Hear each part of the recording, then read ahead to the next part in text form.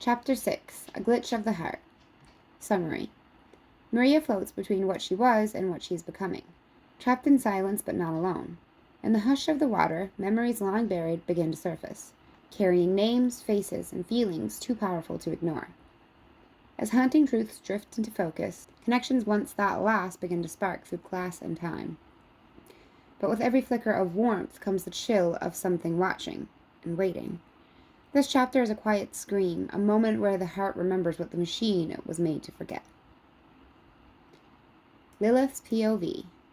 I hadn't slept, not that I could. I floated in the center of our tank, my mechanical limbs unmoving, my fiery coal fin tail drifting with the quiet currents of the filtration system. The water hummed low, the only sound keeping me grounded. Sunlight, soft and pale, filtered through the water's park-domed glass ceiling.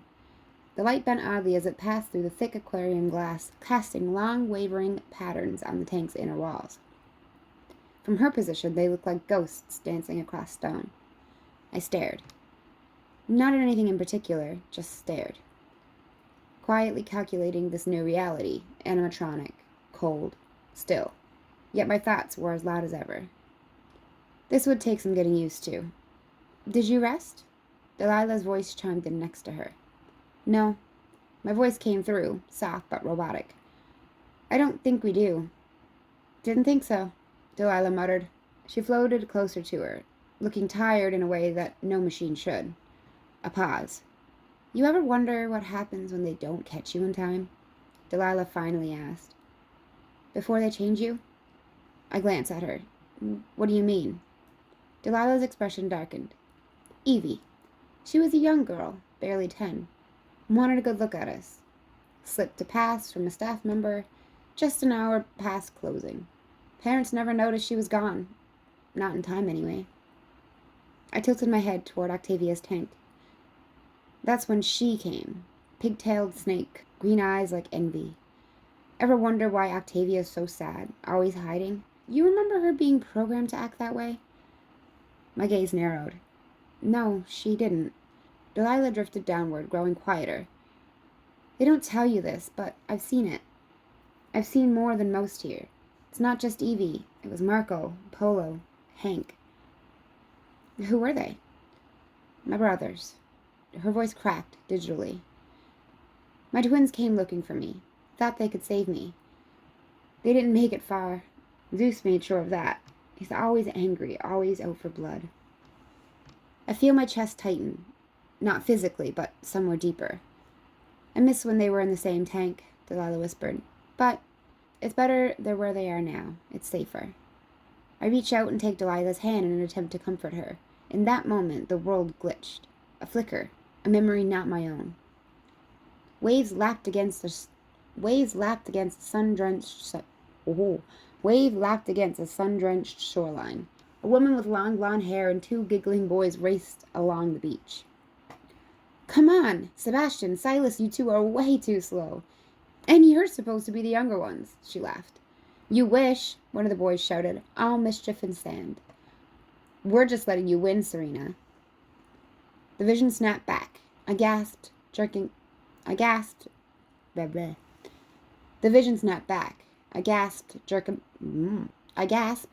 slightly. My sights turned on Delilah. No, Serena, with wide eyes. I'm sorry about Silas and Sebastian, Serena. Delilah froze. Her robotic arm stiffened as a silence stretched between them. And then she cried. Her whole frame shuddered as she covered her eyes with shaking hands. How do you know my name? She whispered. No one's called me that in 5 years. Not even Nora. Especially not Nora. Her sobs turned into gasping static. I forgot their names. I only knew they started with an S. She erased them. Soft ones, she said. But the next will be hard. She threatened it. My jaw clenched. I can't forget. Not like Serena had. Whatever this was, this cruel, twisted purgatory, they were being rewritten inside it. I won't let Nora get the chance to erase me or anyone else. My mind scrambles to think of ways to help.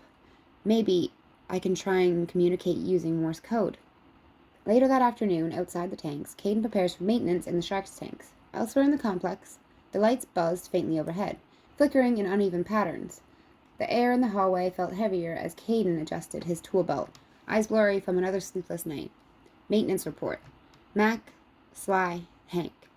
Of course it's them, he muttered, rubbing his temples before stepping into the water tank wing. The corridor was beyond quieter than usual. The sound of water lapping against reinforced glass was the only steady rhythm. Every footstep echoed unnaturally. He scanned his work tablet, then crouched beside Hank's control panel. Unseen, behind thick acrylic, Lilith stirred. Her sensors, still not foreign to her, flicked with static. Motion registered in her peripheral vision. She turned. Infrared mode on. A shimmer of red cut through the gloom. At first, there was nothing, just the silence of still water, drifting particulates, the idle hum of filtration units. Then movement. Something long, coiling, sliding. Sly. He wasn't resting, he wasn't lurking. He was circling. The serpent-finned animatronic moved like a predator through shadowed depths, his body undulating in slow arcs. Closer, then gone. Closer again. Caden never saw him. He was too focused. Prying open the corroded latch on Hank's control interface. Lilith's system buzzed in a warning she couldn't voice. She stepped closer to the glass. Sly coiled tighter, cutting off escape routes. His eyes burned faintly, no longer dim amber, but a piercing yellow-green, watching the boy with unblinking intent. Lilith raised a hand and slammed it against the glass. No response. She hit it harder. She hit it again, harder. Nothing. Fangs bared, gills flutter, jaw unhinging. Lilith screamed. It wasn't human. It wasn't even normal. It was a metallic screech torn through underwater acoustics. Jagged, unnatural, like a siren being dragged across rusted steel. Caden jolted, nearly dropping his tools, but he didn't look up. Something else did. Hank. His body, tense in sleep mode, twitched. Then he rose, slowly, menacingly. He snarled, but not at Caden. His attention locked on her. Lilith froze. Their eyes met. Seconds passed like hours, then something shifted. Hank's growl stopped. His eyes dimmed from blazing red to a duller glow. His posture softened. Recognition, familiarity, an echo of something that had once been human. He turned without a sound, walking into the shadow where Sly now slithered away with a hiss of frustration. Caden, completely unaware of the danger that had just been diverted, sighed in relief as the control panel beeped its approval. Finally, he muttered, wiping his hands. Behind the glass, Lilith trembled, but not from cold. After leaving the tank and putting away his tools in the shark's tool shed, he hears a faint tapping sound. Curious, he moves to investigate what the source is. That's when she comes into view. Lilith watched him, her hands pressed against the tank. He stared into the tank, unsure. Then, tap, tap. He played 2 soft knocks against the glass.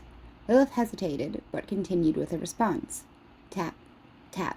Caden's eyes widened as the words hello escaped from his lips. Did you just... He raised his palms to the glass, where Lilith's remains. Their palms now touched the layer of glass. The moment their hands meet, Lilith's vision sparked. A swirl of images, home, warmth, laughter. She saw herself, Maria, sitting beside Clara on a couch, furiously dodging jump scares in a FNAF game. They laughed. A sonic plush was thrown. Then a shift. Her and Clara sprawled across her bed, sketch pads out, talking about him, Caden. How do I even say it? Maria groaned, blushing. You say it, Clara giggled. Maybe after work tomorrow? Another shift. Maria practicing in her mirror. I love you. That's it. I said it. Caden, I love you. A deep sigh. Nope, not good enough. I'm going to ruin everything. She smiled sadly. Tomorrow after work. It's settled then. The world then suddenly comes back into view. They come into each other's view.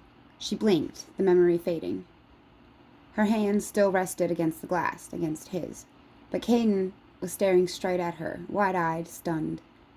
He took a step back. She didn't... He whispered. She didn't, did she?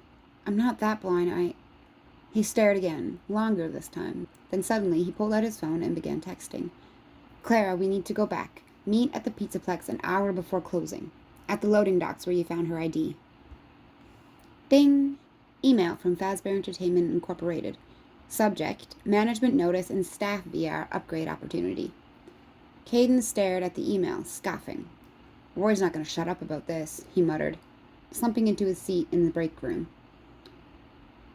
Claire messaged him back. Pizzaplex a half hour before closing. Got it. He sighed. Roy's been weird lately, he added aloud, almost to himself. Caught him with some version of the VR glam rock Freddy mask, except that looked like some creepy bunny thing. Was talking to someone who wasn't even there. He rolled his eyes. Yeah, not for me. His gaze drifted toward the aquatic wing one last time. Something wasn't right. End of chapter 4.